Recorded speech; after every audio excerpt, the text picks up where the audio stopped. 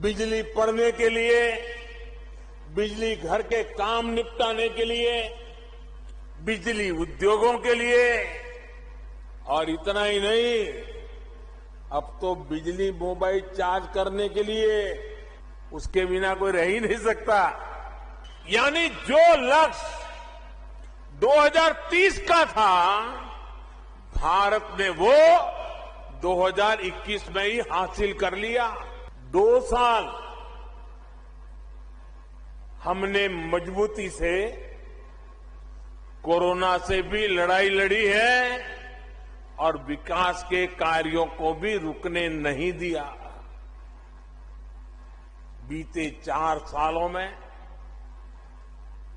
हिमाचल को पहला एम्स मिला,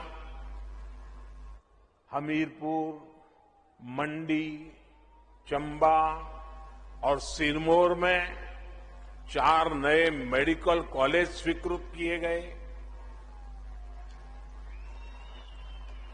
हिमाचल की कनेक्टिविटी को सशक्त करने के लिए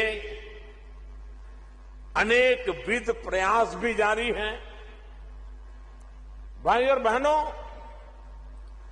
आज यहां मंच पर आने से पहले मैं हिमाचल प्रदेश के औद्योगिक विकास से जुड़े कार्यक्रमों में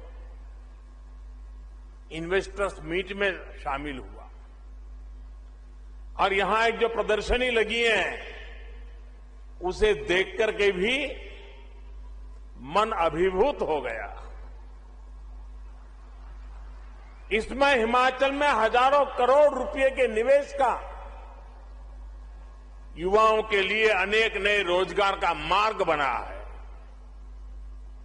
अभी यहां थोड़ी देर पहले 11,000 करोड़ रुपए की लागत वाले 4 बड़े हाइड्रो इलेक्ट्रिक प्रोजेक्ट का शिलान्यास या फिर लोकार्पण भी किया गया है।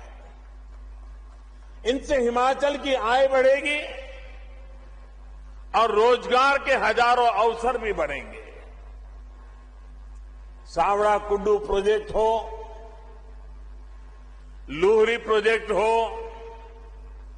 धौला सिद्ध प्रोजेक्ट हो या रेणुका जी प्रोजेक्ट, ये सभी हिमाचल की आकांक्षा और देश की आवश्यकता की पूर्ति दोनों के माध्यम से होने वाली है।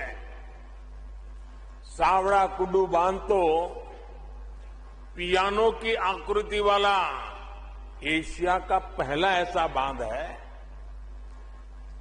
यहां पैदा हुई बिजली से हिमाचल को हर वर्ष लगभग 125 करोड़ रुपए की आय होगी। साथियों, श्री रेणुका जी हमारी आस्था का अहम केंद्र है। भगवान परशुराम और उनकी मां रेणुका जी के स्नेह की प्रतीक इस भूमि से आज देश के विकास के लिए भी एक धारा निकली है। गिरी नदी पर बन रही श्री रेणुका जी बांध परियोजना जब पूरी हो जाएगी तो एक बड़े क्षेत्र को इससे सीधा लाभ होगा। इस प्रोजेक्ट से जो भी आय होगी उसका भी एक बड़ा हिस्सा यहीं के विकास पर खर्च होगा। साथियों, देश के नागरिकों का जीवन आसान बनाना, ईज ऑफ लिविंग हमारी सरकार की सर्वोच्च प्राथमिकता है और इसमें बिजली की बहुत बड़ी भूमिका है। बिजली पढ़ने के लिए, बिजली घर के काम निपटाने के लिए, बिजली उद्योगों के लिए, और इतना ही नहीं, अब तो बिजली मोबाइल चार्ज करने के लिए, उसके बिना कोई रह ही नहीं सकता। आप जानते हैं हमारी सरकार का ईज ऑफ लिविंग मॉडल पर्यावरण के प्रति सचेत और पर्यावरण की रक्षा करने में भी मदद कर रहा है। आज यहां जो हाइड्रो पावर प्रोजेक्ट्स का शिलान्यास और लोकार्पण हुआ है, वो भी क्लाइमेट फ्रेंडली न्यू इंडिया की तरफ देश का एक मजबूत कदम है। आज पूरा विश्व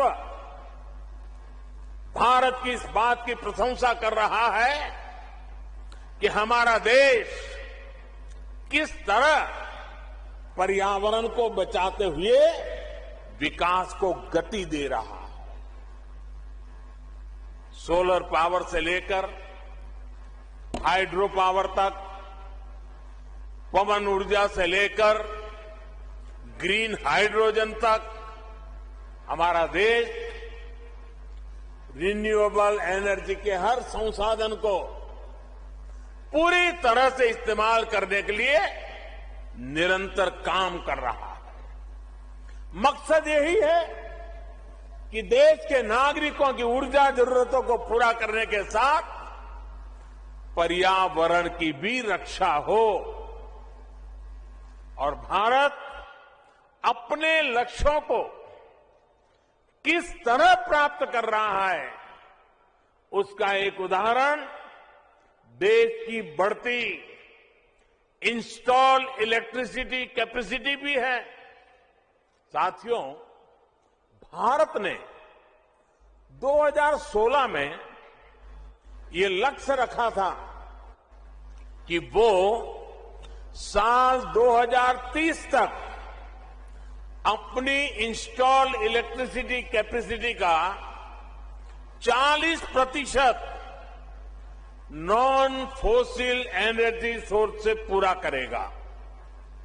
आज हर भारतीय को इसका गर्व होगा कि भारत ने अपना ये लक्ष्य इस साल नवंबर में ही प्राप्त कर लिया है। यानी जो लक्ष्य 2030 का था, भारत ने वो 2021 में ही हासिल कर लिया।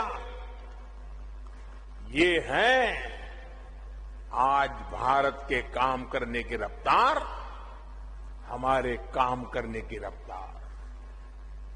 साथियों, पहाड़ों को प्लास्टिक की वजह से जो नुकसान हो रहा है, हमारी सरकार उसे लेकर भी सतर्क है। सिंगल यूज प्लास्टिक के खिलाफ देशव्यापी अभियान के साथ ही हमारी सरकार प्लास्टिक वेस्ट मैनेजमेंट पर भी काम कर रही है। प्लास्टिक कचरे को रिसाइकिल करके आज उसका इस्तेमाल सड़क बनाने में हो रहा है।